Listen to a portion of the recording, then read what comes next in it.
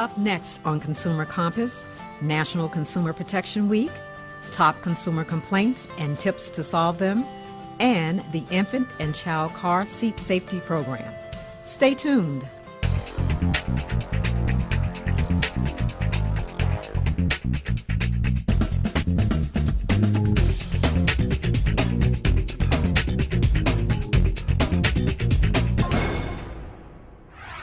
Hello, I'm Joy Matthews, an investigator here at the Office of Consumer Protection and your host for Consumer Compass.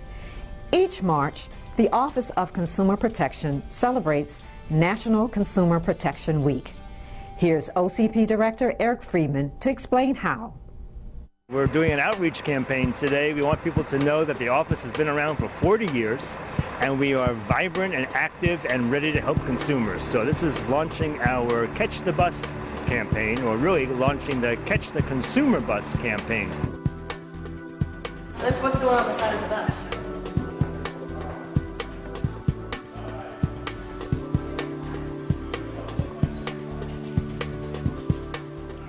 Letting consumers know that we have a great office in Montgomery County and we're there ready to help consumers.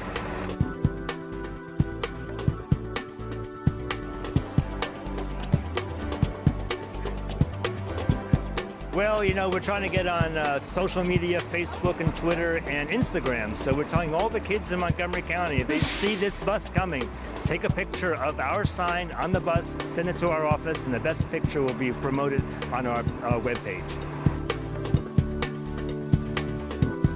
We're also doing direct mail information to consumers. We're also putting little sticky notes on the local newspapers that are going out to consumers. We have all our brochures at the library, and we're doing presentations for seniors in various centers. In jail if they defrauded somebody.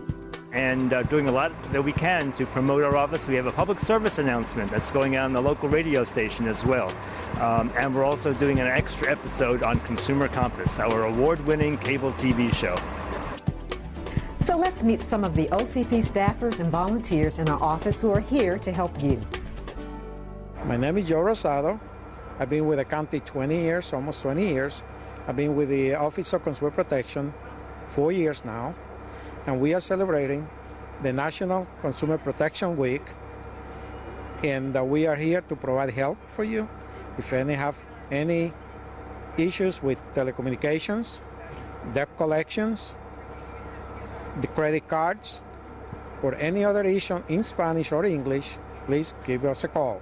I'm John Lewis. I've been with Consumer Protection going on 20 years, and I specialize in doing the home improvement and contractor kind of rip-off type complaints. Peggy Broberg. I've been here 24 years, and I'm an administrative assistant and process cases to go in and get them set up. Hi, my name is Jim Parks. I'm an investigator. I've been with the office for 5 years. My specialty is automotive and towing. My name is Lorena Bailey. I'm an investigator here at the Office of Consumer Protection. I've been here for almost 8 years, and my specialties are domestic worker cases, some landlord-tenant room rental cases, and issues impacting the Hispanic community. Hi, I'm Ralph Vines. I've been with the Office of Consumer Protection 23 years, and my specialty is I am the programs administrator, so I pretty much supervise all of the investigative staff. I'm Marcia Carter. I'm the Operations Administrator for the Office of Consumer Protection, and I've been with the office for 8 years. My job is to coordinate all of the resources for the office, personnel, budget, and even the consumer education. So we were very happy to put together this campaign for this year so that we could advertise the services and programs of our office. My name is Kendra Carter. I've been here for almost a year, and my specialty is marketing, advertisement, and social media. Hi, my name is Sean Carew. I've been here for about 5 years, and I'm the patient advocate for Montgomery County. I help answer any questions you have regarding the new ambulance fee.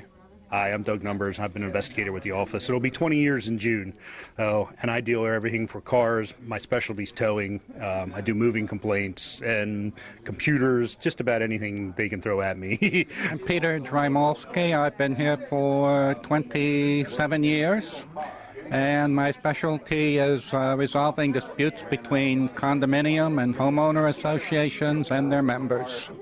Hi, this is Len Malamud.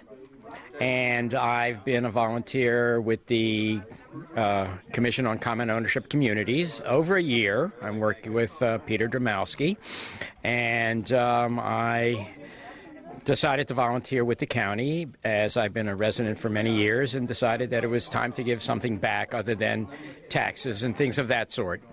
Hey, hi, my name's Stephanie Ostro. I am an investigator aide here. I work with Joe Rosado, and I chose to work here because I am a business professional myself, and I feel that it's important to give back to the community, but also instill some honest and fair business practices, and I just would like to uphold that. I'm Eve Demsher. I've been a volunteer for over 20 years, and I love it. We have a fine teamwork here. The people are very helpful.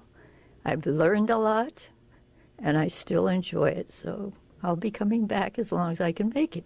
Well, I'm Rich Alexander. I was here for 28 years, and now I come back as a volunteer, and I do casework, old cases, call people, see if I can work things out, get things rolling when they've bogged down. As you can see, we have a lot of experts on hand. I have been with the office for 25 years, and my specialty is retail complaints. Typically, our office gets more than 4,000 consumer inquiries each year. The cases are in turn assigned to specific investigators. Let's find out what the top complaints are and how they might be solved, as well as get some consumer tips.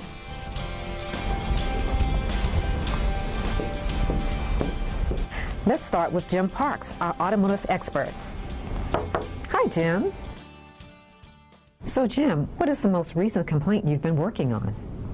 Well, recently we're running into what we generally see in the spring and summer, and that's people being approached on parking lots throughout the county and asked if they'd like to have different repairs done to their cars while they're shopping. We just had a recent case reported to us from the police where some people were approached at Federal Plaza by 4 men who wanted to do some body work on their car while they were in the grocery store. Several things with this. It's impossible to provide any level of quality in a work situation like that. Secondly, these people are unlicensed. They take your money, they perform shoddy repairs, and in some cases actually do more harm than good, and then they disappear, and we can't find them and track them down and do anything to pursue enforcement activities. In this particular case, the police happened to notice this going on and approached the 4 suspects and ended up with an arrest for all 4 of them for a number of different issues. So we're trying to get the message out to not let people approach you on a parking lot and sell you any kind of automotive or body repair. It's just a very, very bad situation. Any other concerns you see generally? Well, it's the time of year where automobiles being advertised on Craigslist are becoming a problem again. This is something that's a perennial issue in the county with unlicensed people selling motor vehicles, and they're not licensed by the State Motor Vehicle Administration. So you purchase a car, it turns out to have some difficulties, and then you can't find the person you bought it from.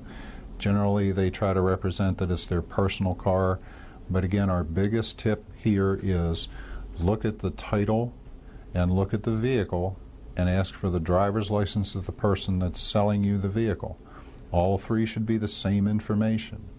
If it's not, then you need to move away and look for a car elsewhere, because you're generally dealing with what we call a curb stoner, and that is our lingo for someone who is not licensed by the Motor Vehicle Administration in Maryland. Thanks, Jim. Anytime. To follow up on our automotive repair issues, let's talk to Sharon Margolis about automotive sales contracts.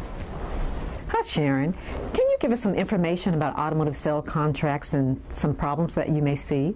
It is important for consumers to understand the process of how to buy a car and what it means when they sign a car contract. There is no 3-day right to cancel a car contract. So once they've signed all of the paperwork and taken the car off of the lot, they are bound by the contract that they sign.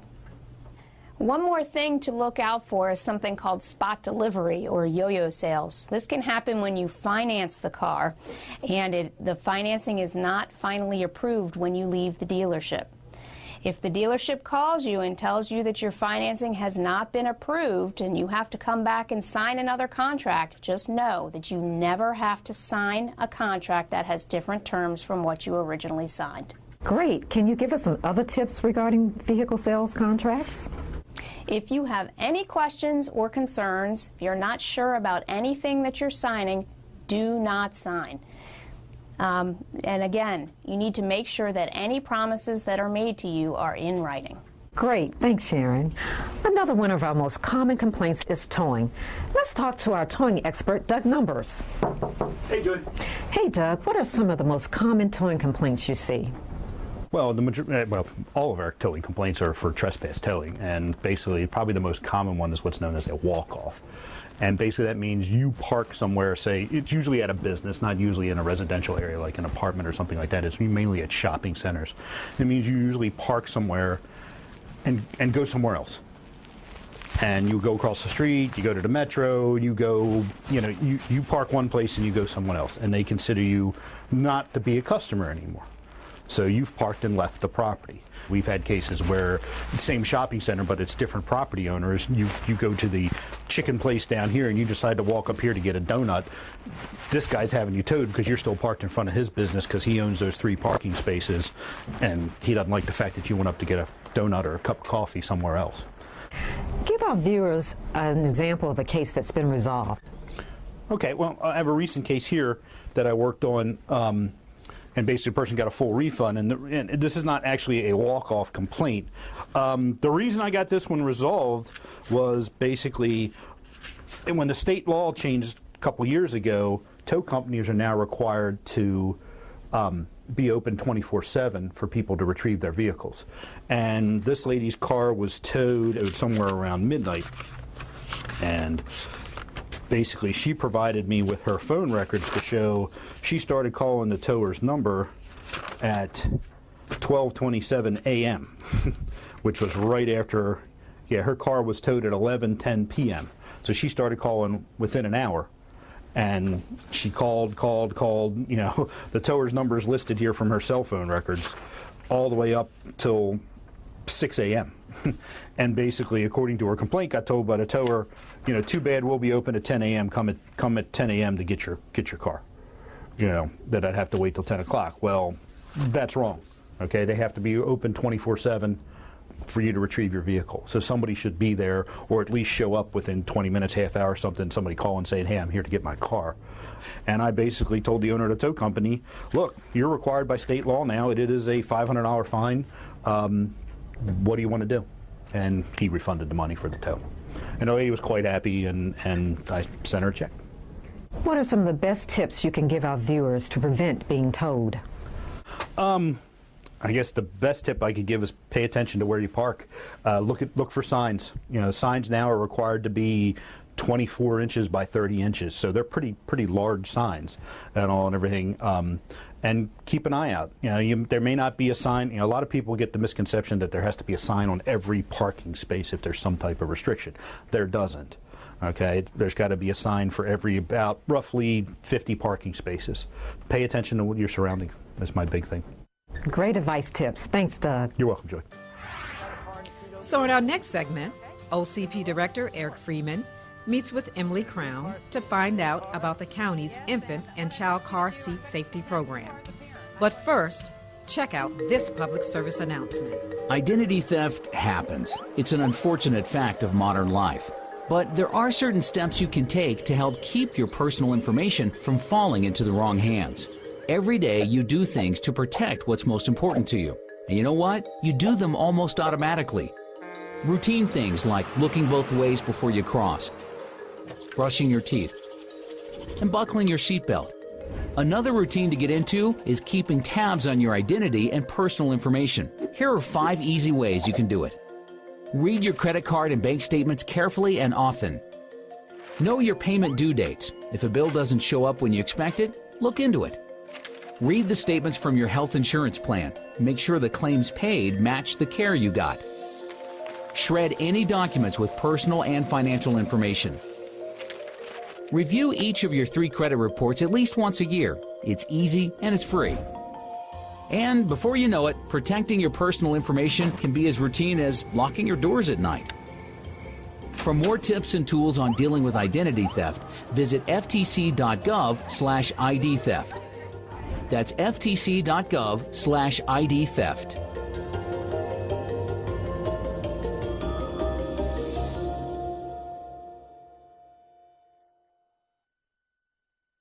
Welcome back. Montgomery County's Infant and Child Car Seat Safety Program helps families all over the county. Let's learn more. So Emily, can you explain what the Child Passenger Safety Program is in Montgomery County? Sure. We do several things. First of all, we help educate parents how to use their car seats. So we have car seat inspections set up by appointment and open events where parents can come and get their car seats checked. We do that about 18 hours every single week. And once that's all nice and tight, you want to make sure your chest clip is right at armpit level. Over 10 years that you've been running this program, about how many seats have you put in, or your people put in? How many people have you trained? We've put in over 112,000 car seats. The county employees have taken up another 75,000 or so. So an awful lot has been done, and while that might seem like a low number, if you take into account the fact that it takes about a half hour per car seat, that's a tremendous amount of man hours. Now this training is pretty complicated itself. The training is not like a 1-hour class, is it? Oh, it's a 4-day class. 4-day class, and then we have our annual updates too. The real way to get trained in this is to be out inside cars, putting in car seats and getting experience, because there are hundreds of models of cars and over 100 different car seats, and trying to get them all in vehicles and the different configurations really takes a lot of training. When you say move it up, do you just mean move the whole this thing on? piece here. Okay, how do I move this piece up? You need more belt. Oh, if I need more belt, I do that. Right. Okay. And if you're unable to... This is my son-in-law, Clark Fava. I'm here with my daughter's vehicle. She's in the hospital with the baby, and I'm getting her vehicle tested with the car seat to make sure it's safe for my first grandson. My first grandchild, period. So what happens is the baby will go towards the crash. If these are not tight enough, they'll move up in the seat. We don't want. I'm learning a lot of safety issues that I didn't know before, but the fact that this is safety tested by fire and rescue, who know what the potential dangers are and help you to avoid these dangers and secure your child as best as possible in a vehicle. Tell us a little bit of the history. I know at one point there was a connection with the Consumer Protection Office. Yes, actually the Office of Consumer Protection started the whole program in my mind. What happened, you started receiving calls from members of the public who were having problems with their car seats, and so they decided to get trained. And after they got trained, they hooked up with Safe Kids Montgomery County and got more people trained in fire rescue and the police, and just sort of started a movement. Early 1999, right after a big seat check event at Fitzgerald Auto Mall, right after a lady had left, within 24 hours, she was broadsided by a huge dump truck, a lot of intrusion into the vehicle. The vehicle was completely destroyed, but her 2 children were safe. And she decided that that seat check had saved her children's lives. She went on to become a car seat technician and a big advocate for everything that was going on in Montgomery County. And the Office of Consumer Protection suggested to the county executive that they start a program. So it really was a response to the need to protect our children. Yes, injury prevention is a really big deal when you're talking about children under the age of 15. It's the #1 killer, unintentional injuries. Now, I remember when my children were born many years ago, we thought it was very simple to put the car seat in, but it wasn't really quite as simple as you parents typically think. No, the car seat manufacturers are trying to make it easier, and they've come up with, there's been a lot of progress in the last 15 years, but unfortunately it's not an easy thing. We still find about 4 out of 5 car seats are not used properly. And so we're here to try to help people do it right. Now, as a parent, I know how appreciative all consumers are and parents are when they can come to you and have the seat put in and know it's in correctly. You feel that? Yeah, now it's not. Yeah. Oh, Okay. yeah. And that's good. The good thing is realizing the mistakes before the child's put in it, and just having more than one person, come out and help you is a real nice thing. Well, we've got a car and seat over here, so we could just give it a look. Sure. So we got a new car seat and a new car. Yes, and what I'd like you to do, I'm going to pretend you are the parent. I'm going to have you help me put in this car seat. You can just leave this on the ground for right now, and we're going to work with the base that this goes into first. That's the way infant carriers work. Okay. So, I'm going to put this down on your vehicle seat, Eric. Okay. And the first thing we're going to do is put the seat belt through the car seat. And this is the belt path of the car seat. This is the place where the seat belt goes, and it's labeled vehicle belt path. So I'm going to bring it over here, Can I help and I grab want it? you to buckle it into the buckle. Yes, the center buckle, not the side one. Okay, it clicked. Then, in order to get a tight car seat installation, you will need to make sure the seat's right up against the back of the seat and press down on the seat at the same time that you're pulling the belt tight. You're taking all the slack out of the belt, pressing down and pulling. Keep the tightness, and when I'm out here, just slide the seat belt into the shoulder belt lock-off. And that keeps it tight. That keeps it tight, and you're done. Now the seat is in really tight. What you always want to do with any car seat, whatever type it is, where a seat belt is going through it, is grab the seat right at the belt path where the belt is going through, and it shouldn't move more than an inch. See how it's not moving side to side or front to back. But it's extremely important that you press down while you pull the belt tight. If I didn't do that, let me undo this and just show you. If I just took this and put it in the lock-off without pressing down, you see how the seat moves? Look at that movement. That's not acceptable. It's not allowed to move more than an inch. Now, what you probably didn't know is how long children are to ride rear-facing now. Do you have any idea? I'm going to guess age 2. That is perfect. Most people would have said age 1. The latest information out there is that children are 75% safer rear-facing under the age of 2. And we're going to snap it into the space, and I'm going to show you why rear-facing is so much safer. Hard to remember my kids were this small. Yep, that's right. That was very easy. Yeah, click now, right in. you see what happens is if there's a frontal crash, this seat is going to try to go this way, but it's in the base really tightly. That's like the fulcrum, so that's keeping it. And the child riding in this seat is going to go back into the seat, so they have support for their head, their neck, and their spinal cord. Car seats have come a long way. There weren't even seat belts in cars when I was growing up. Yep, I spent many a trip going to, my parents used to drive at night so that they wouldn't have to put up with us squabbling. Too bad they still squabble, though. Yes, you can't stop them from squabbling. That's right. We have open seat check events at Fitzgerald Auto Mall every month on the third Thursday of the month from 10 to 12:30. Anybody can show up. No appointment is necessary. They can make an individual appointment through Montgomery County Fire Rescue at one of our 3 different inspection sites. So, Emily, how much do parents have to pay for all this help? They don't have to pay anything. It's a free service. We happily accept donations. Many people like to do that, but that's totally voluntary. Okay, well, thank you so much for all the information. You're very, very welcome. And if you know of anybody who wants to volunteer or get the training, have them call me because we can always use more help, especially bilingual. Okay, well, get the word out. So that's it for today's show. If you want to see past episodes of Consumer Compass or join our Twitter or Facebook page to get current alerts and information, visit our website at www.montgomerycountymd.gov/consumer. Thanks for watching.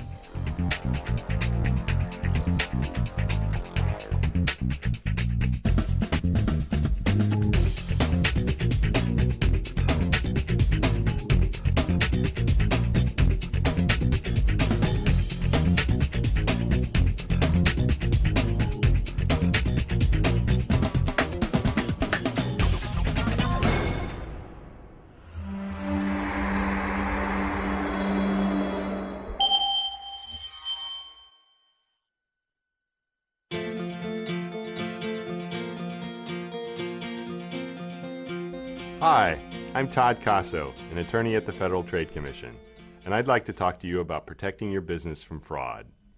Have you ever gotten a bill for products or services you didn't order? You know, con artists try to fool businesses, nonprofit organizations, even church offices into paying for office supplies, business directory listings, or internet services they haven't ordered. Sometimes they send you business directories or office supplies out of the blue. They might send you an invoice for products you didn't order and they didn't deliver, products like toner, paper towels, or light bulbs. Or they might send you a lower quality product and charge a higher price than you normally pay. Their hope is that you'll pay the bill without asking any questions. And if you don't, they may threaten to take you to court or turn the bill over to a collection agency and ruin your credit. In another variation on the scam, fraudulent telemarketers place cold calls to offices asking the employee who answers to confirm the business address, phone number, or web address. Then they hit the employee with a rapid-fire pitch. Later, if you refuse to pay because you didn't order anything from them, they play a recording of the call that they've manipulated, claiming that it's proof that your employee placed the order. At this point, some businesses pay just to stop the hounding. But if you do, you could be targeted for other scams. So what can you do to protect your business from office supply scams? Follow these 4 steps. First, know your rights. If you get supplies or a bill for services you didn't order, don't pay, and don't return the goods. It's your right under the law to treat merchandise you didn't order as a gift. In short, it's yours to keep. Second, train your staff. Talk to your receptionist and everyone in your office who might answer the phone, including volunteers, about how these scams work. Designate one person to handle everyday expenses like office supplies, directory listings, and internet services, even in a small shop or office. That person will know who your authorized vendors are and will be able to spot the would-be scammers. Advise employees who aren't authorized to order supplies or services to say so, and tell them who they should refer the calls to. Third, read your invoices. Inspect your invoices and documentation to make sure you pay only for merchandise or services your company ordered and received. Consider authorizing a small group of employees to approve purchases and pay the bills, or using a purchase order system or special software. And finally, report fraud. If you're getting bogus bills, speak up.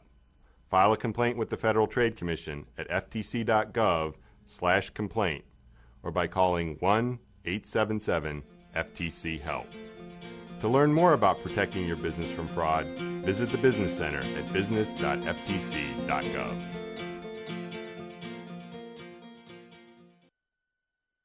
This is you. You've been ripped off, or you've spotted a scam. Don't keep it to yourself. Take it to the Federal Trade Commission by filing a complaint. What kind of complaint? The Federal Trade Commission is the nation's consumer protection agency. So if a business doesn't deliver on its promises, or if someone cheats you out of your money, the Federal Trade Commission wants to hear about it. I bought a phone card with 350 minutes of calling time, but it cut me off after 20. I'm getting bills for things I didn't buy. I think someone stole my identity. Letter said I won a sweepstakes, but I had to wire money to cover the taxes.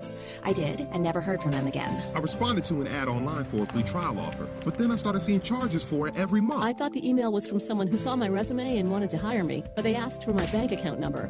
I reported it to the Federal Trade Commission. Telling the Federal Trade Commission helps us stop rip-offs, scams, and fraudsters. Your complaints matter here. To file a complaint, just go to ftc.gov/complaint.